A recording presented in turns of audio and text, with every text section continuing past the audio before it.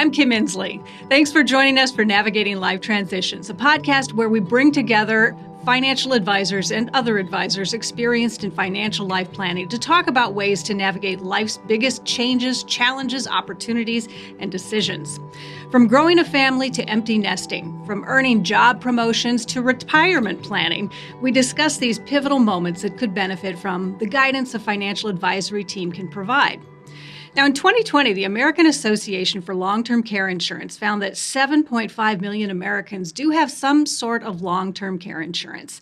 And that number has likely grown in recent years, meaning thousands of people are tapping into these benefits every day.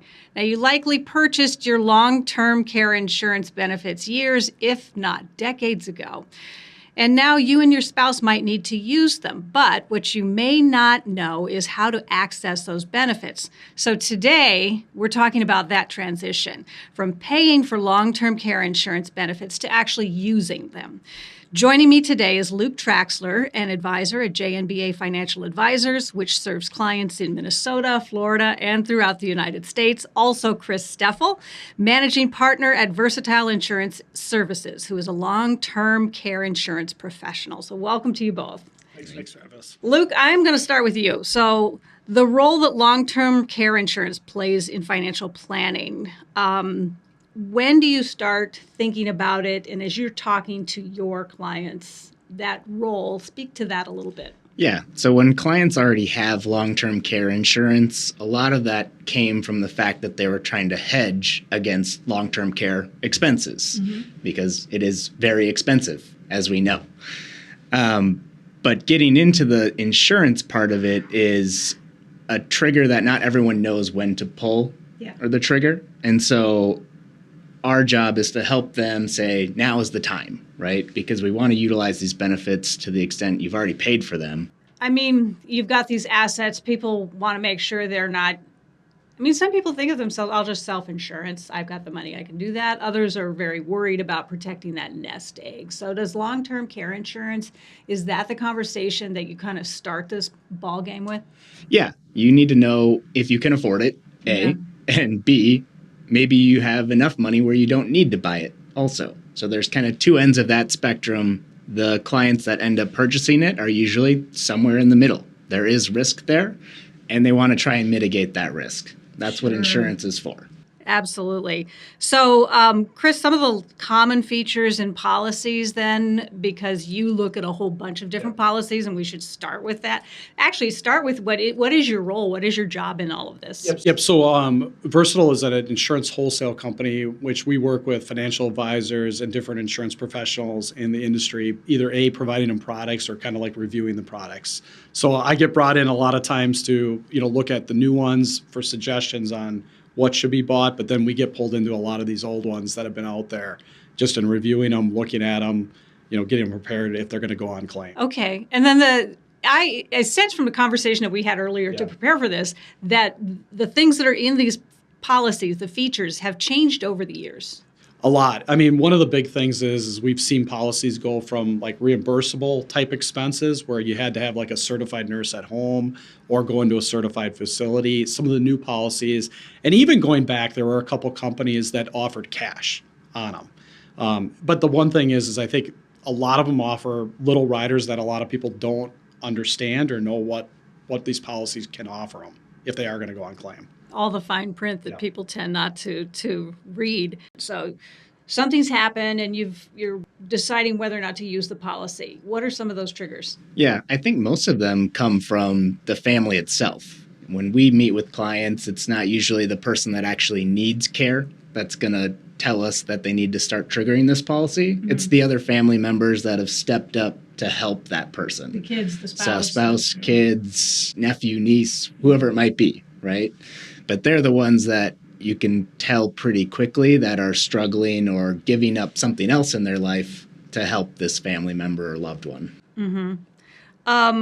So what are the things that you start asking if a family is presenting themselves to you? And sometimes they won't even tell you they're having a struggle. So I know you kind of watch for that. But what are the questions that you go through with them?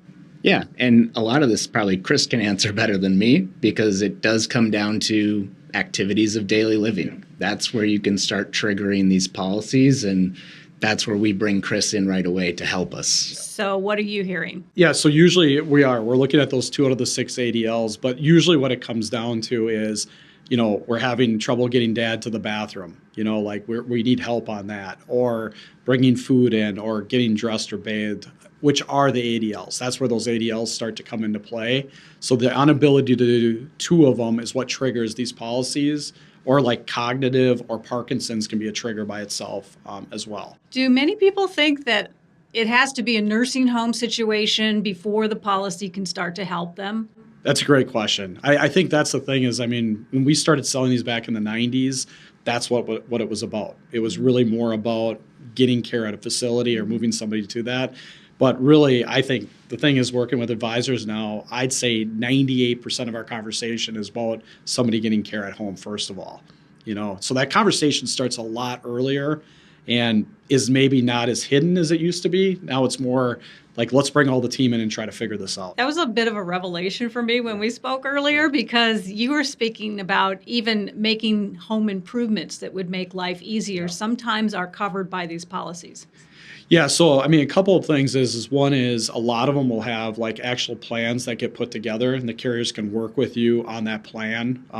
And obviously it benefits everybody, right? If somebody doesn't go on claim right away, but they'll give guidance or give a caretaker kind of situation. But there's also home improvement riders we've seen too, or even training for a caregiver at home. So let's just say a child comes in. Well, some of the policies will offer a little bit of cash to actually do training with them.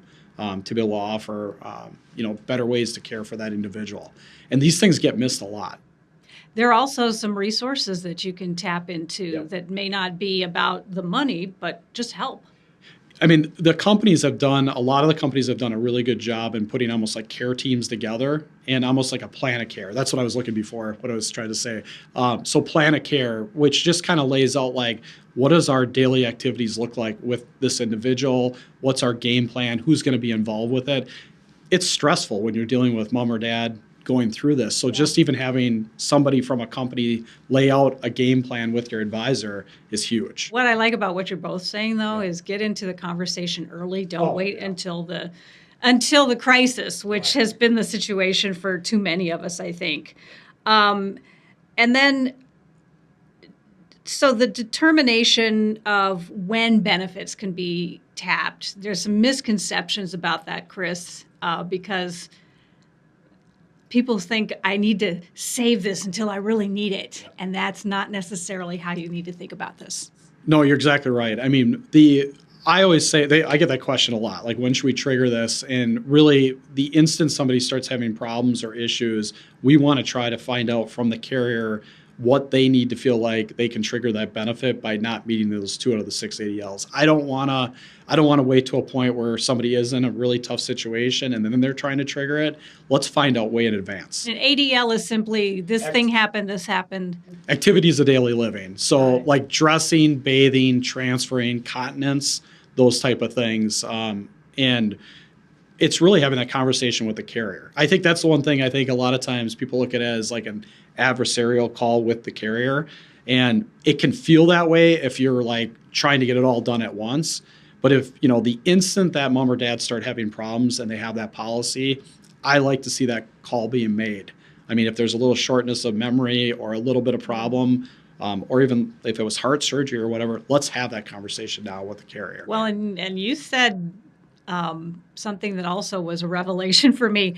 There's a benefit to the carrier to having you access some of these smaller things that can help, as opposed to waiting to the big crisis where it's going to cost the carrier more money. Exactly. So there's a financial incentive for them to, try to pave the way so that you don't have the big crisis. Absolutely. No, that is a key on it. And that's why I think the carriers have offered that too, is just if they can help a little bit transition through that, it makes a big difference for them too. So Luke, aligning this with the larger financial picture of the person that you're dealing with, what does that look like?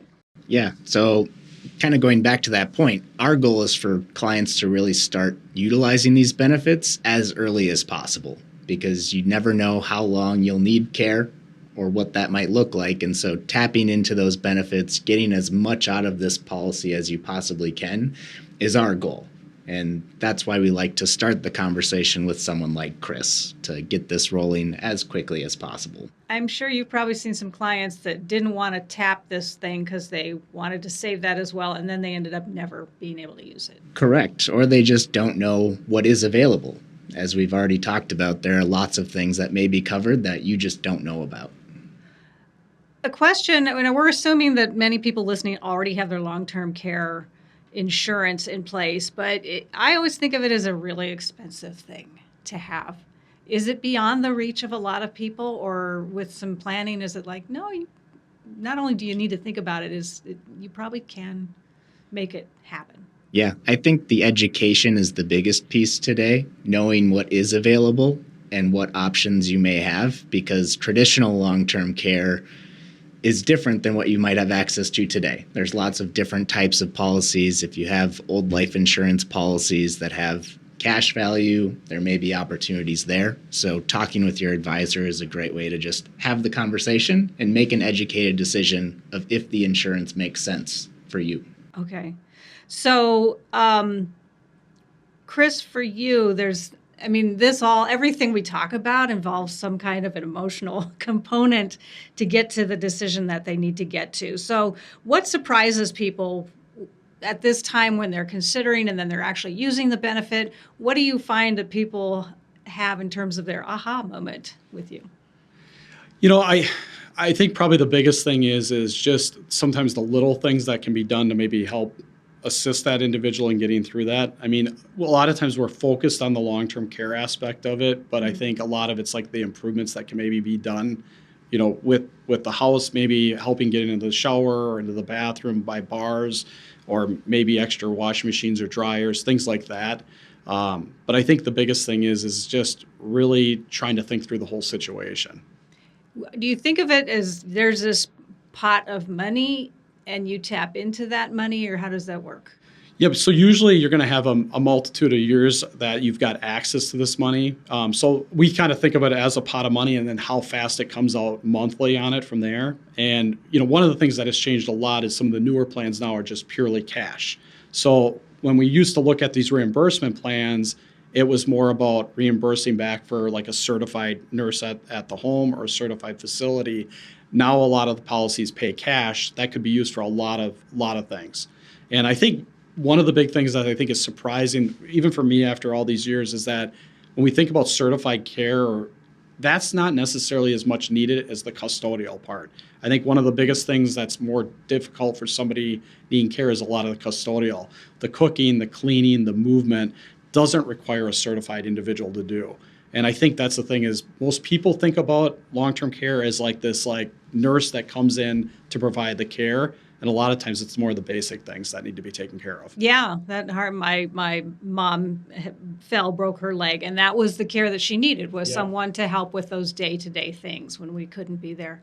Yeah, that makes sense. So as we kind of wrap this up, I'll ask each of you this, and I'll start with Luke since you're kind of at the front end of some of this stuff. What's something that you wish people really knew about having and using long-term care insurance? Yeah, I think the thing I wish people knew is just that it doesn't always include insurance. It's long-term care planning from our perspective. Mm-hmm. So figuring out what will happen if you need help and which family members might be involved, and how do we quickly and appropriately activate any insurance benefits that you may already have.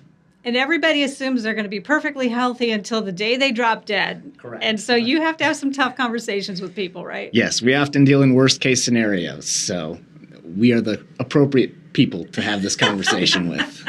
And they're very nice about it, too. I will say that. Chris, what about you? What do you wish people knew about this? I think the biggest thing is just reviewing the policies and really understanding what they have is probably number one thing. And then the second thing is just really starting to prepare even like at the home in advance, right? So instead of like waiting to the last second to do something, which, I mean, you look at it and you're like, well, this isn't long-term care, but I think it's a mix of everything, right? It's financial planning, it's preparing the family, and then understanding the policies at the same time. living your life. Yeah. Yep.